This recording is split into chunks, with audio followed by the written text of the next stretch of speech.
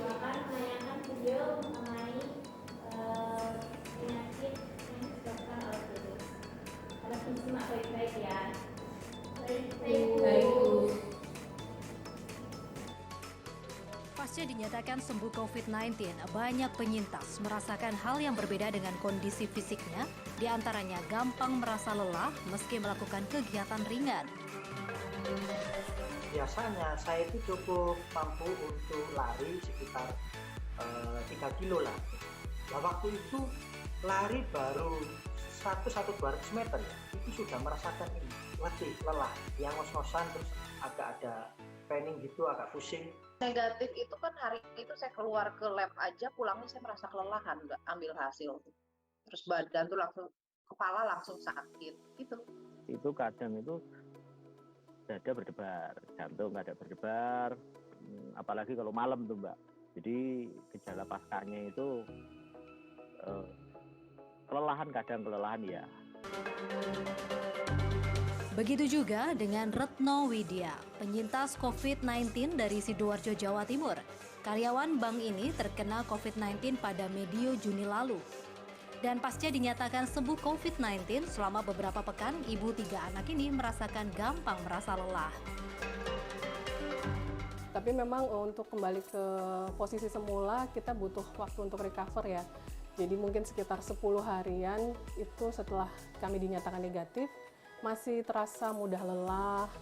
Kalau suami saya mungkin karena beliau masih agak batuk ya, walaupun sudah dinyatakan negatif, tapi karena masih ada batuknya, malah lebih mudah lelah lagi dan belum bisa beraktivitas kembali. Dr. Samuel PK Sembiring atau biasa dipanggil Dr. Sam yang juga seorang konten kreator kesehatan yang aktif di media sosial memberikan jawaban atas kondisi ini. Belum ada kepastian pasti penyebab faktor kelelahan ini. Namun salah satu hipotesa yang bisa digunakan bahwa ketika seseorang terinfeksi virus, maka akan ada perlawanan dari sel-sel tubuh, salah satunya dalam bentuk peradangan. Peradangan ini yang masih bisa terjadi selama beberapa saat pasca sembuh, bahkan berpekan-pekan kemudian sebagai bentuk pemulihan. Proses ini bisa disebut long COVID. Jadi long COVID ini sebenarnya istilah yang muncul pertengahan tahun lalu, yaitu gejala sisa yang mungkin menetap lebih dari 4 minggu setelah gejala muncul. Jadi kalau misalnya ada orang sakit, muncul gejala, dan gejala ini lebih dari 4 minggu, walaupun sudah sehat, itu kita sebut long COVID. Jadi long COVID ini banyak juga pembagian istilahnya gitu. Ada post-acute syndrome, post-COVID syndrome, ada juga para penyintas yang mengeluhkan gejala baru. Jadi kalau misalnya dia sudah sembuh, lalu setelah 4 minggu tiba-tiba muncul gejala baru. Itu juga kita sebut long COVID sebetulnya. Yang pasti para penderita long COVID ini sudah dalam kondisi yang sehat. COVID sendiri memang memiliki spektrum yang luas dalam serangannya. Untuk long COVID tidak hanya gejala umum COVID yang terulang seperti sesak atau anosmia, namun juga bisa gejala-gejala baru seperti kelelahan, bahkan gejala yang tak terduga seperti rambut rontok hingga ruam kulit. Ya, atas fenomena ini banyak yang bertanya bagaimana penanganannya dan apakah penyintas kondisi fisiknya bisa pulih kembali seperti sebelum terkena COVID. Jadi sampai saat ini salah satu ataupun yang mungkin bisa membantu pemulihan yaitu dengan pola hidup yang sehat ya. Mulai dari makan bernutrisi, kemudian olahraga rutin. Kalau untuk obat-obatan lainnya belum ada yang benar-benar terbukti efektif untuk mengurangi gejala sisa. Tapi setidaknya kita tidak membebani tubuh untuk melakukan pemulihan. Ya, seperti Retno Widya yang menerapkan pola hidup sehat, mengupayakan berpikir positif dalam 2 pekan, kondisinya pun kembali prima sama seperti sebelum COVID-19. Secara umum, selain menerapkan pola hidup sehat, WHO sendiri menyarankan olahraga ringan seperti berjalan santai berkisar 150 menit per minggu. Bisa diatur 30 menit selama 5 hari dalam 1 pekan. Perlu ditekankan untuk tidak melakukan olahraga berat karena justru bisa memperlambat pemulihan. Namun tentu saja, secara spesifik tiap orang kondisinya berbeda-beda sehingga sebaiknya mengikuti saran dokter yang telah memeriksa. Wida Subianto, Ganjar Wicaksono, Surabaya, Jawa Timur. Oke, anak-anak, setelah kalian melihat tayangan video tersebut, ada yang tahu nggak apa yang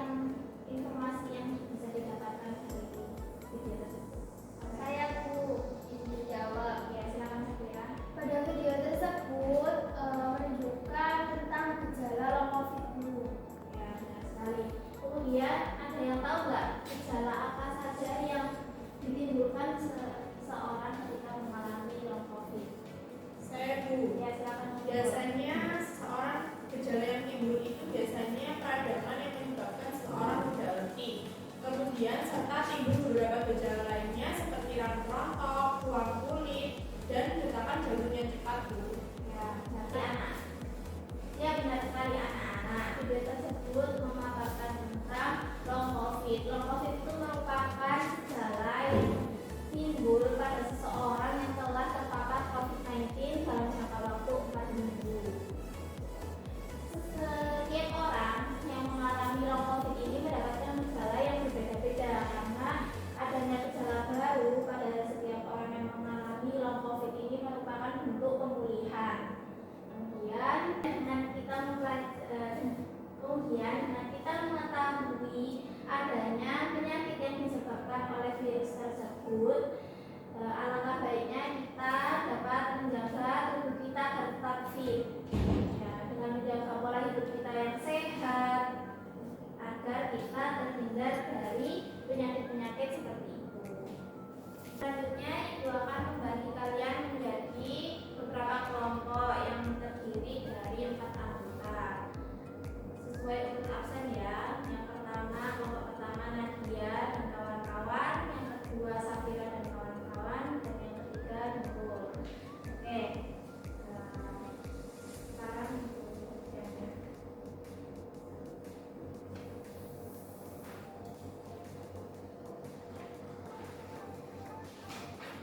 ya, sebelum kalian mengerjakan LKPD itu, alangkah baiknya kalian berdoa terlebih dahulu. Kemudian kerjakan LKPD itu dengan berdiskusi secara kelompok. Gunakan buku atau jurnal ataupun artikel dari internet sebagai referensi tambahan dalam mengerjakan LKPD tersebut. Kemudian setiap orang jangan lupa berpendapat dan saling menghargai teman-teman yang lain. Baik Bu. Apakah ada yang ditanyakan lagi mengenai mekanisme pengerjaan LKPD? Belum ada Bu. Oke, jika tidak ada, silakan dikerjakan. Ibu beri waktu 25 menit untuk mengerjakan LKPD tersebut.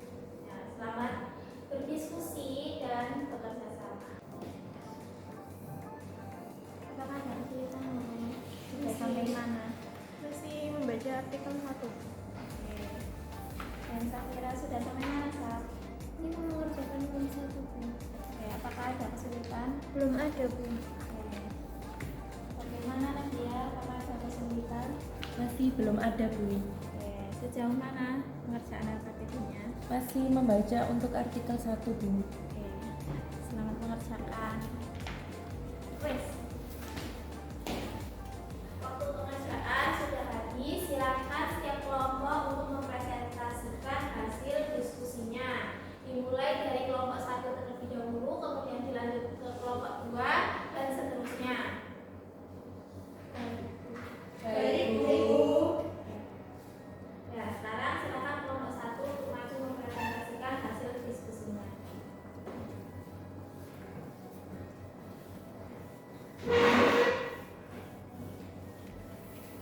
Assalamualaikum warahmatullahi wabarakatuh. Saya Nadia dari kelompok 1 akan mempresentasikan hasil diskusi kami. Artikel ini berjudul Tanaman Tomat yang Terserang Virus. Di sini saya akan memaparkan mengenai penyebab serta upaya pencegahan dan penanganan dari permasalahan yang ada di dalam artikel. Hasil diskusi. Artikel di atas membahas mengenai tanaman tomat yang terserang virus. Tanaman tomat merupakan salah satu tanaman yang rentan terkena virus. Jenis virus yang menyerang tanaman tomat ada banyak. Kurang lebih terdapat 18 virus yang menyerang tanaman tomat.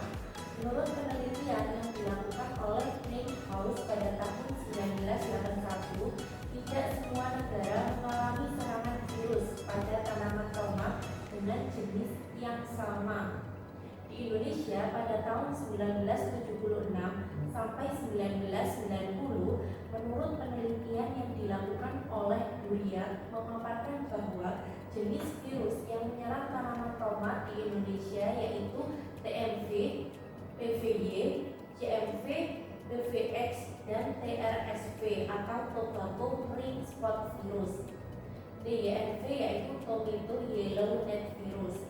Dalam hal ini, pengendalian virus yang dapat dilakukan untuk mengurangi terjadinya serangan virus pada tanaman tomat yaitu dengan pemilihan benih yang sehat, penggunaan plastik perak untuk memutus siklus hidup, dan mencegah adanya hal-hal yang menunjang datangnya virus. Melakukan sanitasi lingkungan dengan mengendalikan gulma yang berpotensi sebagai inang untuk tumbuhnya virus, menggunakan pestisida serta membasmi tanaman yang sudah terserang virus agar tidak terjadi penyebaran. Sekian presentasi yang dapat kami sampaikan. Kurang lebihnya terima kasih. Wassalamualaikum warahmatullahi wabarakatuh. Waalaikumsalam warahmatullahi wabarakatuh. Silakan kelompok lain memberikan tanggapan maupun masukan pada kelompok 1. Saya perwakilan dari kelompok 2 izin bertanya kepada kelompok 1. Apakah tanaman yang terserang virus dapat dipulihkan kembali ya? Sekian, terima kasih. Itu saja pertanyaan dari saya. Ya, baik. Terima kasih Safira sudah memberikan tanggapan kepada kelompok 1. Sekarang silakan kelompok 1 untuk memberikan jawaban atas pertanyaan dari saudari Safira. Baik, terima kasih atas pertanyaan dari kelompok 2. Saya selaku perwakilan dari kelompok 1 akan menjawab pertanyaan dari kelompok 2. Untuk tanaman tersebut agar bisa untuk tanaman yang terinfeksi virus agar bisa normal kembali itu masih belum ada solusi yang tepat untuk dilakukan sampai saat ini. Namun kita bisa melakukan pengendalian agar virus tersebut tidak tersebar dan menjadi wabah lagi seperti itu. Terima kasih kepada kelompok 1 yang telah memberikan jawaban atas pertanyaan dari saudara. Apakah ada yang ingin bertanya lagi? Jadi kelompok 3 masih belum ada, Bu. Oke. Ya, terima kasih kepada kelompok 1. Boleh kembali. Baik, Bu.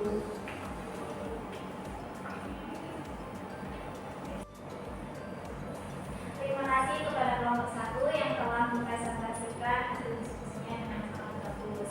Kemudian kita beralih ke kelompok 2. Silakan kepada kelompok 2 untuk mempresentasikan hasil diskusinya.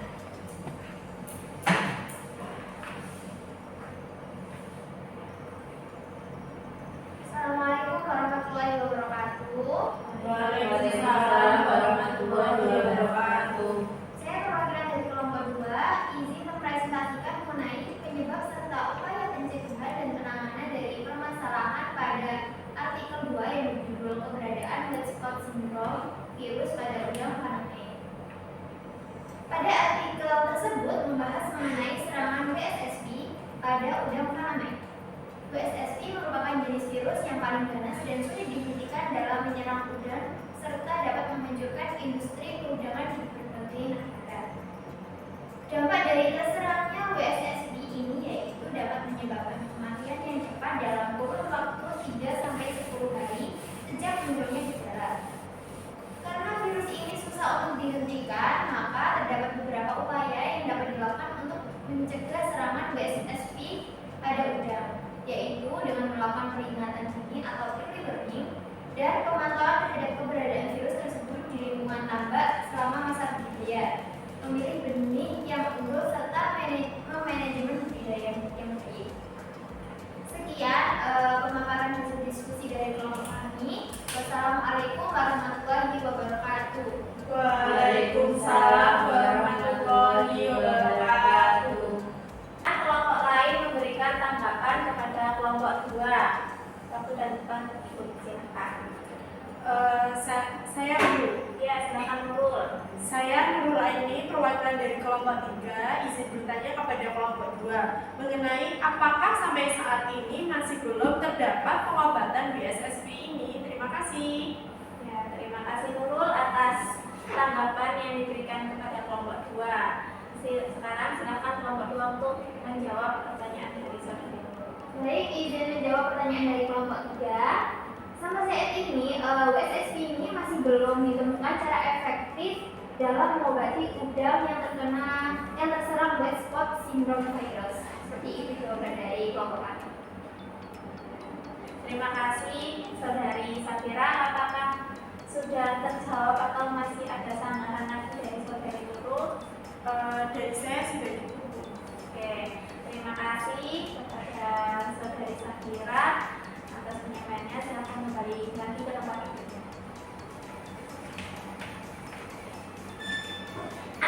Presentasi yang sudah kalian lakukan itu sudah sangat bagus, dan teman-teman kelompok-kelompok yang lain yang tidak presentasi juga sangat aktif dalam menanggapi. Selanjutnya rekan PD silakan dikumpulkan kepada ibu.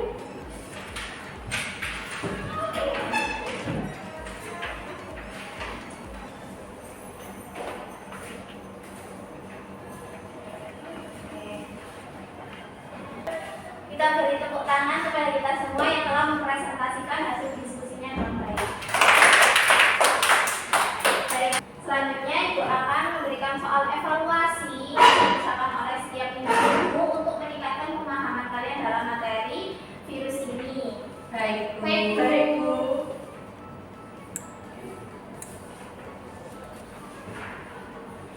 Ibu beri waktu pengerjaan selama 8 menit dimulai dari sekarang.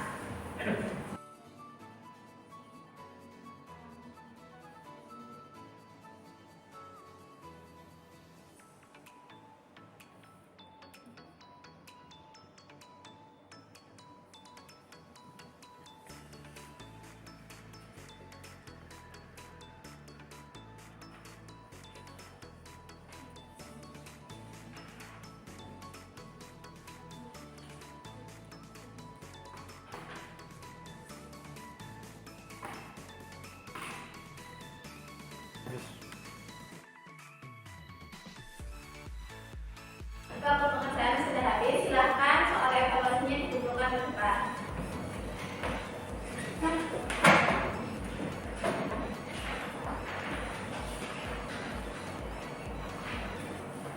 Oke, jadi mempelajari materi virus ini itu sangat menyenangkan. Kita dapat mengetahui keesaan Allah, bagaimana Allah menciptakan makhluk hidup itu sedetail itu. Bagaimana Allah itu menciptakan segala sesuatu pasti ada sisi positif dan negatifnya. Seperti halnya virus itu selain dapat membuat makhluk hidup itu sakit, namun terdapat pula virus yang berfungsi sebagai penyembuh bagi makhluk hidup, seperti dibuatnya vaksin untuk mengatasi penyakit-penyakit yang disebabkan oleh virus. Pelajari ini semoga kita dapat meningkatkan ketaatan kita kepada Allah Subhanahu wa Ta'ala, dan juga kita mensyukuri atas segala sesuatu yang telah diberikan olehnya. Alhamdulillah, pembelajaran kita hari ini berjalan dengan lancar. Ibu berterima kasih kepada kalian semua atas semangat dan antusias kalian dalam pembelajaran hari ini yang Ibu patut berikan jempol 2. Oke. Sebelum pembelajaran kita akhiri, adakah yang mau membantu Ibu dalam menyampaikan kesimpulan? Saya, Bu. Ya, silakan Kira. Pembelajaran kita hari ini yaitu membahas mengenai virus, membahas mengenai cirinya, kemudian mempelajari berbagai jenis virus, bagaimana peranan virus dalam kehidupan, serta membahas mengenai penanganan dan pencegahan jika kita maupun makhluk hidup di sekitar kita terpapar oleh virus. Ya, baik, terima kasih kepada saudara Safira. Baik anak-anak, sekarang Ibu akan memberikan tugas lanjutan yang dikerjakan di rumah, yaitu kalian membuat infografis dan rancangannya yang dikerjakan secara kelompok mengenai materi virus berdasarkan tingkat virulensinya. Oke, dan dikumpulkan di pertemuan mendatang melalui email Ibu yang akan Ibu berikan ke ketua kelasnya. Oke, apakah ada yang ditanyakan mengenai tugas lanjutannya? Masih belum ada, Bu. Oke, jika tidak ada, kita akhiri pertemuan kita hari ini. Semoga apa yang kita pelajari hari ini dapat bermanfaat, karena kita dapat mewaspadai serta dapat memberikan pencegahan untuk menjaga tubuh kita agar tetap sehat. Ya, dapat mewaspadai serta dapat memberikan pencegahan agar tubuh kita terhindar dari paparan virus ya, yang bersifat negatif. Mari kita tutup pembelajaran hari ini dengan berdoa bersama-sama. Doa dimulai. Berdoa selesai. Sekian yang dapat Ibu sampaikan pada pembelajaran hari ini. Mohon maaf apabila terdapat kesalahan dalam pembelajaran hari ini. Jangan lupa kalian di rumah tetap belajar, kemudian patuhi protokol kesehatan. Sekian. Assalamualaikum warahmatullahi wabarakatuh.